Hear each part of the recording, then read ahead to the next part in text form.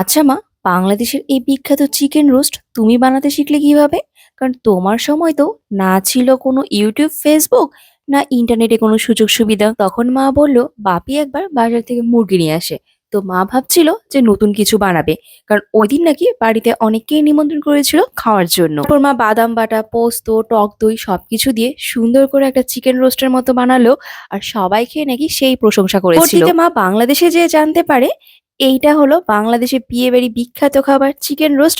আর এইটা ছাড়া নাকি বাংলাদেশে কোনো অনুষ্ঠানে সম্পন্ন হয় না। অনেকেই আছি চিকেন রোস্টে অনেক মশলা ব্যবহার করি, যেমন বিয়েবাড়ির চিকেন রোস্টের টেস্ট কিন্তু একটু আলাদাই হয়ে থাকে, কিন্তু মা অল্প মশলায় একটা দুর্দান্ত চিকেন রোস্ট বানিয়ে থাকে, যেটা নাকি বিয়েবাড়ির রোস্টও একদম ফেল। চিকেন রোস্টে মুরগিটাকে 4 পিস করে নিতে হয়, আর ওইটাকে মা লবণ দিয়ে মাখিয়ে জলটা ঝরিয়ে রাখে। জলটা ঝরে গেলে পিসগুলো মা কড়া করে ভেজে নেয়। ভাজা হয়ে গেলে ওই তেলেই জিরা, তেজপাতা, দারচিনি আর এলাচ সম্বার দেয়।